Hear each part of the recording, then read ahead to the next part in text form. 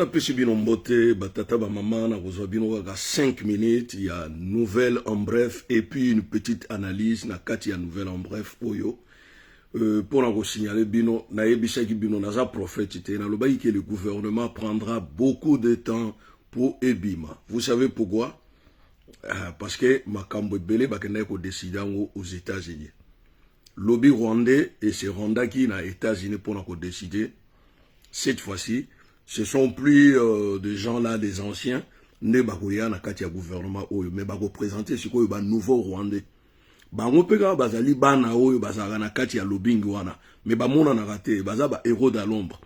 Ce ne serait plus ba Moïse Nyarugabo, Bazaria Souroubewa et compagnie. Si quoi bakotia batu ya sika, batu wana bino boyebi bangote, mais bango ba yebi bino.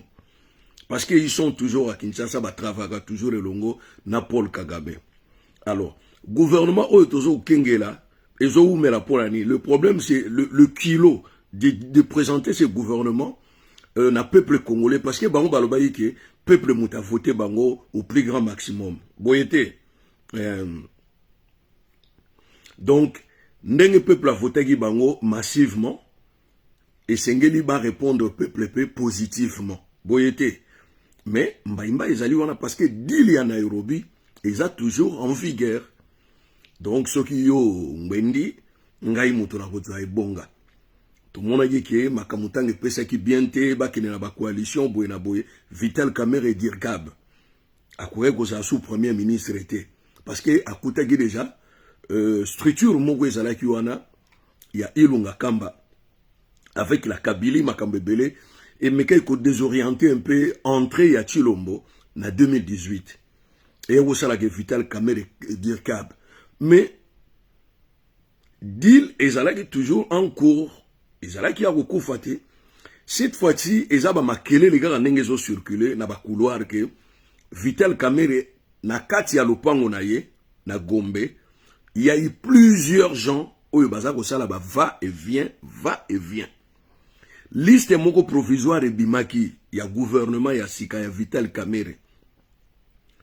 Mubake aozana kati ya ona ebisaka bino ke Mubake c'est un politicien bolanda ete.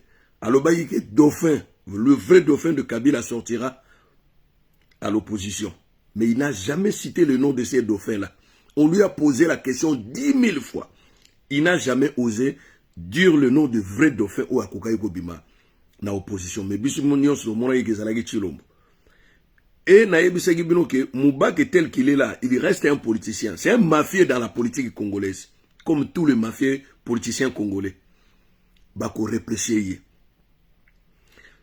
tozalia wa na diaspora vient na biso Tchakudia qui veut se rendre à Kinshasa pour ne lengete pona elengete ye bazolinga batyaye ministre ya ba Congolais de l'étranger vie wana Tchakudia kombo na yeza na liste boka champagne melaki pone lenga komela melaki pone lenga komela te ben insulte nyonso asalaki première dame ke nana ona mai d'abord ye moko première dame na libala wana azalaka ne à l'hésité eza libala moko ya deal ezalaki libala ya intérêt au départ Chilombo ba nego bika na sima na ye et sikoyo yende akomi ko bika na sima Chilombo mais il y a pas un vrai mariage na kati na bango mibale wana ba bisou nyonso bomona ba pesa na ba stade na banzela ezali na ngoka ka poso ya mbebo. Il n'y a pas le vrai mariage entre Chilombo et Nyakero. C'est moi qui vous le dis. Soki bochetembe bobenga bato bazali proche ya Chilombo toyebani.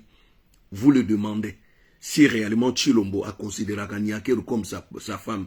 Non. Nyakero est une femme de business pour Chilombo. Point barre. Chilombo a ses maîtresses landana ba maîtresse belé. Incident et Salamaki à Gisèle Mpela na Chilombo. On se disait quoi? Gisèle a porté Chilombo plainte, libala ekufi. Or que zaika ba matata o luambo yemba, matata ya mwasi na mobali esila katena mokili. Mama, oh mama, ezalaika ba biloko wana. Lelo Chilombo se rend toujours nanda kwa Gisèle. Bomona ki bana Gisèle ite mukolo ya prestation de serment ya Chilombo. Ba pechwana ba koli wa mobali wo uksa 8 ans. Bomona ki bango te. Boka si bana wana Nyakero akote na bango na stade ezalaki bana Nyakero. Non, ezalaki bana Nyakero te. Ezalaki bana Nyakero te. Donc makambo nyonso Tchakoudi ayebisaki biso wapona mwasi wana. Mais biso lelo toyo komona makambo nini ezoleka na maison civile. Baluba wana bapesa tante na famille Niakero ba no kotia lokolo kuna. Bape biro sangala no baluba wa. Tala, oyebi Tshilombo mwasi wana baluba balela ye linu moko ya kosakana te. Bokende kotala na maison civile soki ba famille Niakero ba siège kuna. Bokende ngamu na tindi bilo.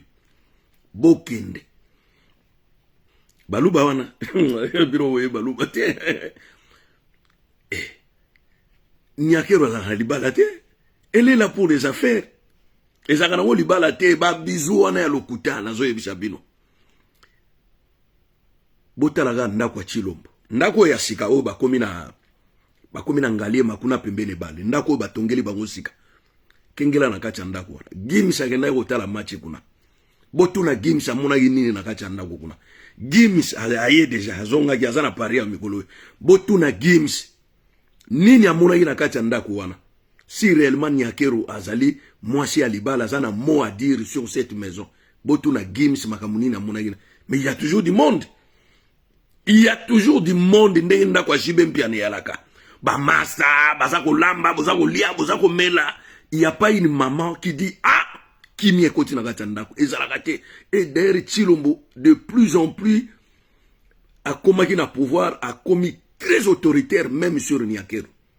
Très autoritaire même sur Niakero. Niakero abanego ya poto pamba pamba jet pamba zokita na le bourgeois kuyana ba Hermès ko somba babilo bomona ka soba autoriser gaye maison civile pekisa babilo wana. Bon mona ga Niakero so aninga bandeko ya pa na Champs-Élysées so za na chance ko kutana bon mona ga lisusu. Tshilombo de plus en plus akoma autoritaire na mona mwasi wana. Mais pesa bizu ba pesa ni bizu bino bozo kanzali bala malongeza wana. Tshilombo voyage nyonso akoma ko sala za na maîtresse moko. Deux avions. Il voyage toujours avec deux avions. Kazadi ya bibloko wana. Ye moko pe Kazadi, Peter Kazadi pasa ila ga bon. Ndengo na bangona bomba luba. Bangona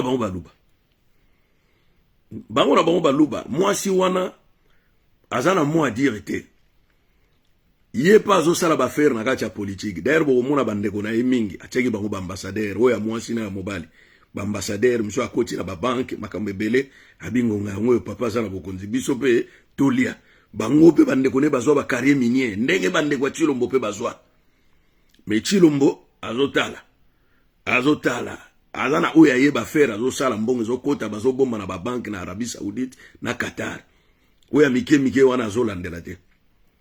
Siko le problème ezali pona gouvernement yo eza question ya gouvernement te eza question siko yo babimisa yango ndezo sala kilo ndezo sala passe Wivine Mole kazana kati Amida Chature azana kati ya gouvernement wana Vie Tchakudia nazo yebisa beno Vie Tchakudia arozala ministre ya ba Congolais de l'étranger nani Mubake azana kati wana e batie si Rwandais oyo biso na bino toyebi ba kombote me bazaka na Kinshasa baboyi ko tshaba Moïse Nyarugabu na banani po ko pesa bien te. Mais siko le problème gouvernement ate ko bima batikela ngo Vital Kamerhe to baluka mutu mususu e loko siko ezo pesa passe na yebisa ki bino ko zwa temps ebele mais gouvernement ezana ngo déjà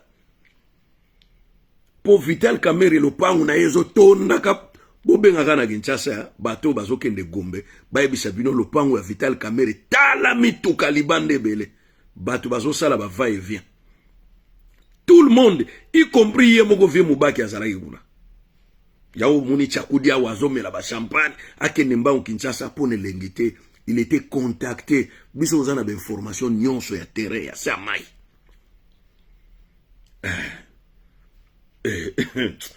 baramai ta mboka wana ko ba Congolais ne ba kufa pauvre bato wana baza ba mafieux politiciens ba banoko jouer bino kana ba carte moko pola banselele basikopo banselele bino kidiba atata afere afali ngana za warrior ngana za Gaulois basko soutenir bato wana balalisa bino ka pongi bo ko réclamer même les droits du travail te bo ko kate jusqu'à ce que génération yo ya ba misara biso ba koksi ba 48 ba 50 ans génération déjà etikali 14 ans pour bakende bango tout na retraite to baksi 5 ans au Chilombo azui batikali na 9 ans Chilombo dunda 5 oyo na 14 ans bana mai batikali nango pour bakende retraite Chilombo soga le bango 5 ans oyo batikali na 9 ans et 9 ans qui na rapide bana mai bakobota te bakobala te bakosala te bakovanda na ndako ba parents na bango parce que ils sont idiots, ils ne comprennent rien et ils resteront pauvres à jamais. Réveillez-vous les gars. Plan machiavélique moko ya mabe ezako se préparer en cours de téléchargement pour na bino pour eboma bino de plus en plus botika la ba pauvre bato passe. Chilombo c'est un méchant. Il n'aime pas le Congo ni les Congolais. Il aime que l'argent du Congo et le minerai du Congo. Point barre.